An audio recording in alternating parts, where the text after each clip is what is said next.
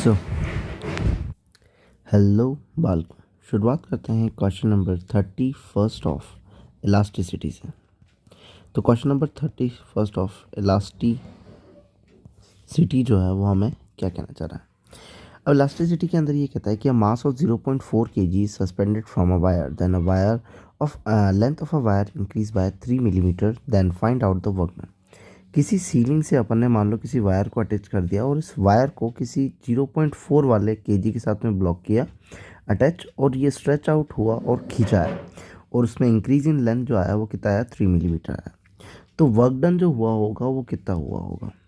Actually work done जो होता है इसके अंदर कोई कांस्टेंट नहीं है कि mg जो है वो 0.4 जो है वो कांस्टेंट, इसके खुद के वेट की वजह से एक्सटेंशन जो होता है वो बढ़ता रहता है। तो यहाँ पे अपन जब वर्क डन निकालते हैं तब हम कहते हैं कि गामा इज इक्वल टू हमारा क्या होता है, स्ट्रेस अपॉन स्ट्रेन होता है। वैसे तो वर्क डन का फॉर्मूला तुम डायरेक्ट याद रख लो, लेकिन फिर भी एक बार अपन छोटा सा डिराइव कर लेते हैं, जैसे कि गामा और स्ट्रेन। तो gamma is equal to F by A delta L by L. अगर फोर्स को यहाँ से मैं निकालना चाहूँ तो फोर्स को मैं लिख सकता हूँ, वर्क डन क्या हो जाएगा हमारा एफ डॉट एस, और वर्क डन को मैं एफ की फॉर्म में अगर रखना चाहूँ तो force gamma A delta x by L ले लो। डेल्टा एक्स मतलब चेंज इन लेंथ और डॉट चेंज इन लेंथ। अब चेंज इन लेंथ देखना है हमको, और हमें क्या करना है, इंटीग्रेट करना है जहाँ तक ये स्ट्रेच आउट होगा। मान लेते हैं 0 से लेकर के किसी एल लेंथ तक ये स्ट्रेच आउट होता है, तो वर्क डन जो हो जाएगा वो gamma A x square by 2l, ये हमारा क्या हो जाएगा, वर्क डन हो जाएगा। एक्स स्क्वायर है क्या भाई, जितना स्ट्रेच हुआ है, जितना स्ट्रेच हुआ है उतना, ठीक है ना। दो इंक्रीमेंट, अब अपने यहाँ पे हमारे पास जो मास दिया हुआ है वो 4 kg का दिया हुआ है, जो कि सस्पेंडेड है वायर के ऊपर, and the length of the wire is increase by 3 millimetre, मतलब इंक्रीमेंट इन लेंथ। अब एम जी लिखेंगे, F is equal to M G, क्योंकि इसकी फोर्स की वजह से ही ये नीचे आ रहा होगा। तो हमारा एम जी जो हो जाएगा वो 0.4 इंटू 10 हो जाएगा, और ये एक्चुअली किसके बराबर आया, फोर्स जो है हमारा 4 के बराबर आया। और फोर्स हमें पता है कि हमारा फोर्स जो है वो यहाँ से हम लिख लेते हैं कि फोर्स हमारा है कितना। तो हम लिख सकते हैं गामा ए एक delta L by L, gamma A delta L by L. That means कि इस वाले में से एक्स स्क्वायर में से एक्स, एक एक्स इंक्लूड हो जाएगा। So work done is equal to 4 into में एक्स बाय 2 आ जाएगा, यही हो जाएगा बिल्कुल। तो इलोंगेशन इंक्रीज इन लेंथ हुआ कितना है, 4 इंटू 3 मल्टीप्लाई 10⁻³ मिलीमीटर अपॉन में 2। तो ये कितना हो जाएगा, 4 3 ज़ा या फिर 2 2 ज़ा 4, 3 2 ज़ा 6, 6 इंटू 10⁻³ जूल। तो 6 इंटू 10⁻³ जूल। तो ऑप्शन नंबर सेकंड हो जाएगा। नॉर्मली वर्क डन का फॉर्मूला याद रखो, और फोर्स के रेस्पेक्ट में क्या होता है, एक एल साथ में आ जाता है, इसीलिए सिर्फ एल बचता है, एल स्क्वायर नहीं बचता है ना। If a strain in a wire is not more than 1/1000, gamma is this and diameter of the wire is this, the maximum weight that can be hang from the wire is, मतलब कि हमें force निकालना है। सो यही हम यहाँ पे लिख लेते हैं कि मैक्सिमम फोर्स जो होगा वो कितना होगा, फोर्स होगा gamma A delta L change in length per unit length. So force को हम लिख सकते हैं गामा, जो कि 4 × 10⁻11 है। एरिया जो कि हम बोलेंगे diameter of a wire 1 mm, तो पाई आर स्क्वायर, आर स्क्वायर मतलब कि रेडियस लेनी है, तो 1/2 इंटू में 10⁻³ क्योंकि मिलीमीटर है ना, इसको ओपन करना पड़ेगा। अगेन पाई आर स्क्वायर होता है ना, तो 1/2 इंटू 10⁻³, ये सारा मल्टीप्लाई में। डेल्टा है इंक्रीमेंट इन लेंथ जो हुआ है, या फिर स्ट्रेन, स्ट्रेन जो होता है वो क्या होता है, डेल्टा एल बाय एल। तो डेल्टा एल बाय एल हमारा क्या कहलाएगा, स्ट्रेन कहलाएगा, जो कि कितना है 1/1000। तो मैं 1/1000 लिख देता हूँ। 1000 मतलब 3 जीरो, ये 3 जीरो भी नीचे ही हैं, ये वाले 3 जीरो भी नीचे ही हैं, तो नीचे टोटल कितने आ गए, 9 जीरोज आ गए। 9 में से 11 चला जाएगा तो कितने बच जाएंगे, 100 जीरोज बच, मतलब कि 2 जीरो बच जाएंगे। नाउ 2 2 ज़ा 4 और 4 से कैंसिल आउट हो जाएगा, पाई की वैल्यू 3.14, पॉइंट हटा के 2 जीरो। तो आंसर इज 314 न्यूटन। तो हमारा ऑप्शन नंबर कौन सा हो जाएगा, 4 ना। मूव करते हैं, wire of length L, cross section area A is made of material gamma, the work done in stretching the wire of x amount in given by, work done हमारा था gamma A x square by 12। तो option number second हो जाएगा। Normally ऊपर derive भी कर लिया है, तुम चाहो तो वहाँ से देख सकते हो ना। क्वेश्चन नंबर ये है हमारा 33 और ये है हमारा 34। क्वेश्चन नंबर 34 हमें ये कह रहा है कि Young modulus of a wire is gamma and if energy per unit volume is E then the strain will be energy per unit volume E by V. Energy per unit volume जो होता है हम इसे ई से लिखते हैं, ये होता है half into stress into strain.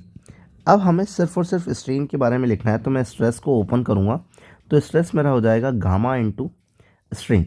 So E is equal to half gamma into strain का स्क्वायर हो जाएगा, और यहाँ पे स्ट्रेन निकालना है तो twice of E by gamma is equal to root is equal to strain. तो 2e बाय गामा हमारा स्ट्रेन हो जाएगा। तो ऑप्शन नंबर कौन सा हो जाएगा? First.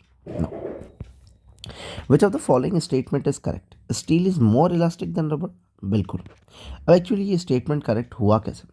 Steel is more elastic, steel actually में ज़्यादा इलास्टिक होता है एज़ कम्पेयर टू रबर, क्योंकि रबर को जब हम स्ट्रेच आउट करते हैं तो इसमें पॉसिबिलिटी कम रहती है कि बार बार पीछे कम आए, लेकिन स्टील जो होता है इसमें इलास्टिक मतलब कि पीछे आने में टाइम जो होता है काफ़ी फास्ट होता है इलास्टिक का।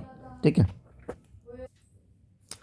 सो स्टील की केस में एक्चुअली क्या है कि हम change in length per unit length देखते हैं, जैसे कि गामा इज इक्वल टू हमारा होता है स्ट्रेस अपॉन स्ट्रेन।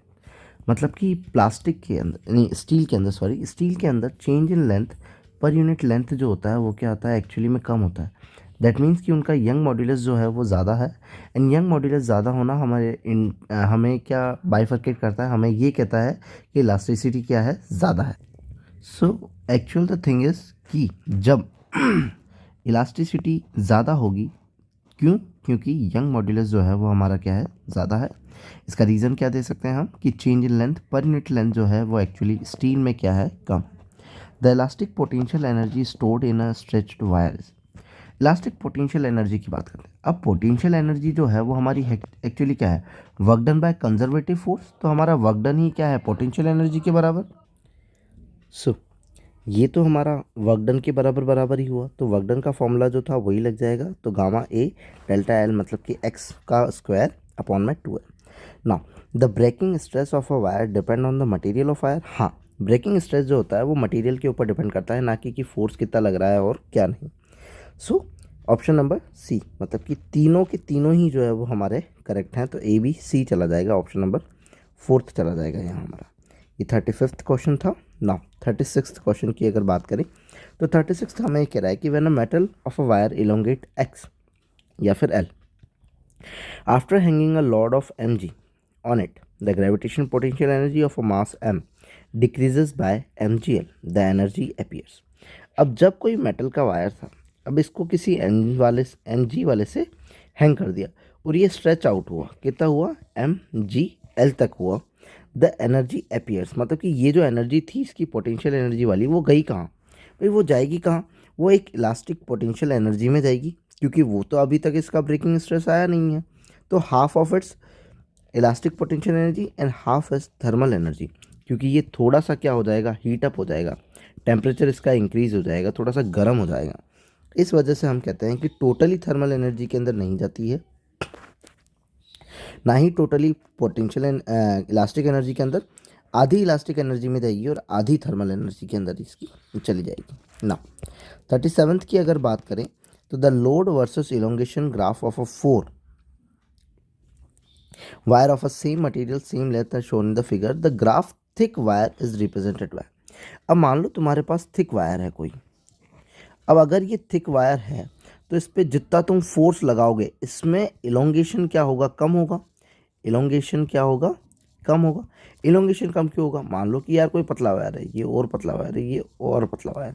अब एक्चुअली इसको जैसे खींचोगे तो जैसे जैसे फोर्स लगेगा पर यूनिट लेंथ में जो इलोंगेशन होगा वो ज़्यादा होगा पतले वायर में। बट थिक वायर अगर पहचानना है तो फोर्स तो बराबर लग रहा होगा बट इलोंगेशन कम हो रहा होगा। तो gamma is equal to stress upon strain. चलो छोड़ो ये भी। अगर स्ट्रेस की बात करें तो लोड जो होगा वो तो सेम होगा, तो लोड को हम ऐसे करके कांस्टेंट रख सकते हैं और सबका देख सकते हैं कि इसका एलोंगेशन कितना हुआ, इसका एलोंगेशन कितना हुआ, इसका एलोंगेशन कितना हुआ, इसका एलोंगेशन कितना हुआ। सो ये वाला पॉइंट जो है हमारा डी है। नाउ अब मोस्ट वाला जो पॉइंट है वो हमारा ए है। लोड सेम है बट इलोंगेशन ज़्यादा किसके अंदर होगा, थिक या थिन? थिन वाले के अंदर इलोंगेशन ज़्यादा होगा, थिक के अंदर इलोंगेशन कम होगा। तो सबसे कम इलोंगेशन डी के अंदर है, तो इसीलिए हमारा ऑप्शन फोर्थ वाला ओ डी चला जाएगा।